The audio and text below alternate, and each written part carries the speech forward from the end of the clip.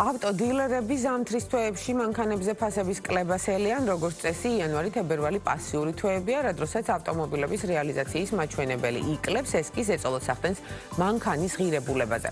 რა ტენდენცია იკვეთება საავტომობილო ბიზნესში, როგორ აჯამებენ წელს ავტოიმპორტიორები და რა გამოწვევები რჩება სექტორში, თემაზე ვსვლად მარი მელიქიშვილი გვიამბობს, რომელიც გვერდდება პირდაპირ ეთერში. მარი, მოგესალმებით. გამარჯობა თათია, მე ვესალმები ჩვენს მაყურებელს. ქართულ ავტობიზნესში მანქანების გაიაფების მოლოდინი აქვს, როგორც მსხვილ კომპანიებში, ისე ავტოიმპორტიორთა ასოციაციაში ამბობენ, რომ ამ სექტორს სეზონურობა ახასიათებს და როგორც წესი წლის პირველი კვარტალი რეალიზაციის კუთხით პასიურია ხოლმე, კერძოდ იანვარი-თებერვლის თვეებში მსუბუქი ავტომობილების გაყიდვები მცირდება, რაც ფასებზე კლების თვალსაზრისით გავლენას ახდენს. რაც ეხება ზოგადად 2025 წლის შეჯამებას, ინდუსტრიაში აცხადებენ, რომ მიმდინარე წელს როგორც იმპორტის, ისე რეექსპორტის მაჩვენებლებში ზრდის დინამიკა შენარჩუნდა და ამაზე საქსტატის მონაცემებიც მიუთითებს, მაგალითისთვის 2025 წლის 10 თვეში ექსპორტის კუთხით რეკორდული მაჩვენებლები დაფიქსირდა და საქართველოდან უცხოეთში 2 მილიარდ 300 მილიონი დოლარის ღირებულების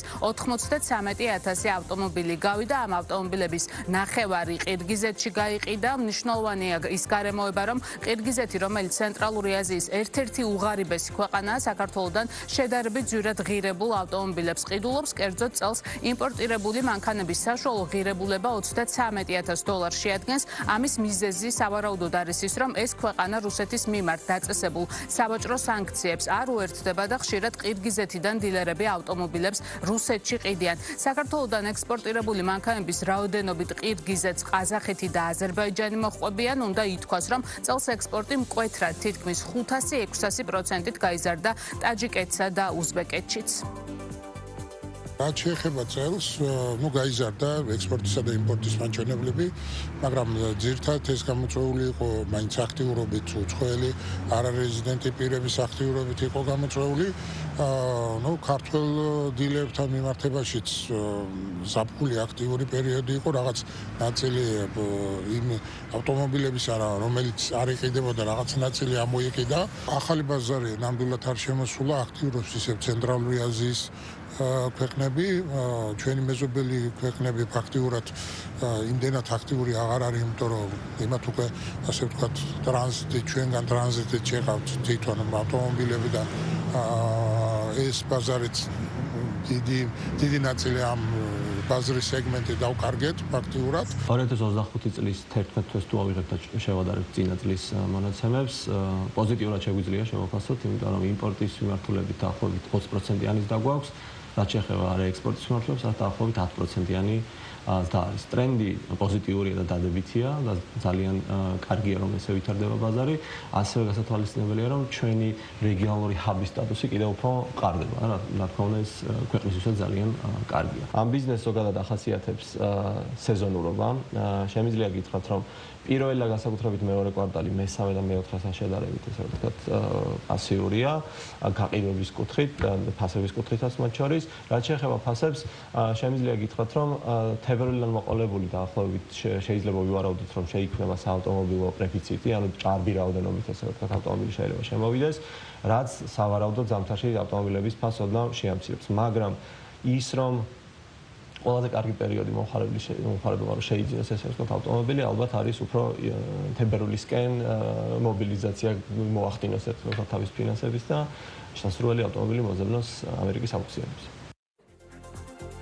დემპინგური ფასები და არა ჯანსაღი კონკურენცია ის კი ის მთავარი გამოწვევებია, რომლებზეც ავტოიმპორტიორთა ასოციაციაში ისევ ყურადღებას ამახვილებენ. ორგანიზაციაში ამბობენ, რომ დილერებს, რომლებიც მსხვილ კომპანიებს არ წარმოადგენენ, ძალიან უჭირთ კონკურენციაში შესვლა არარეზიდენტ პირებთან, რომლებიც ჩვენს ქვეყანაში ავტობიზნესით არიან დაკავებულები, აქვთ თავიანთი ავტობაზრობები, პროფილაქტიკები, თუმცა არანაირ გადასახადს ამ დრომდე არ იხდიან. ავტოიმპორტიორთა ასოციაციის ხელმძღვანელის ინფორმაციით, შემოსავლების სამსახურმა რამდენიმე კვირის წინ ამ უცხოელი ავტოდილერების გაკონტროლება დაიწყო და შემოწმდა რამდენიმე ათეული არარეზიდენტი პირი, რომელთაც ჯამში 1 მილიონ ლარზე მეტი მოცულობის ჯარიმა დაეკისრა, თუმცა როგორც ავტოიმპორტიორთა ასოციაციაში განმარტავენ, ამ შემოწმებას ჯერჯერობით ერთჯერადი ხასიათი ჰქონდა.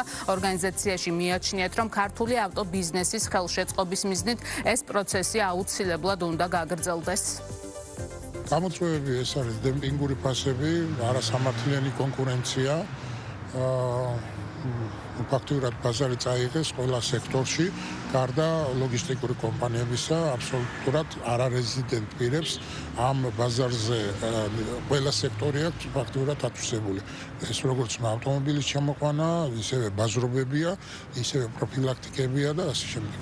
დაჯერიმდა დაახლოებით 50 ადამიანი, მილიონ ლარზე მეტით, რაც ჩვენი ინფორმაცია გვაქვს. და თუ ის გაგრძელდა და სისტემურ ხასიათს მიიღებს, ვფიქრობ, რომ შედეგს გამოიღებს თუ არა და მარტო პრეცედენტი შექმნა შედეგის მომცემი არ იქნება, ხო?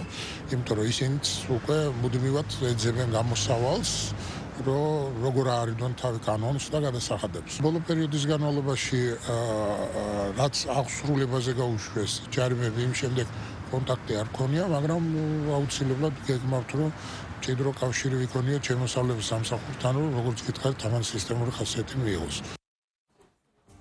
აქვე ავტოიმპორტის სტატისტიკურ მაჩვენებლებსაც მოგაწვდით, როგორც თავში აღნიშნეთ, წელს საქართველოში მსუბუქი მანქანების იმპორტიც გაზრდილია, მიმდინარე წლის ათვეში ქვეყანაში იმპორტირებულია ჯამურად 3 მილიარდ დოლარზე მეტი ღირებულების მსუბუქი ავტომობილი. მარი, მადლობა. საავტომობილო ბაზრის უახლესი ტენდენციებით მარი მელიქიშვილი იყო ჩვენს პირდაპირ ეთერში.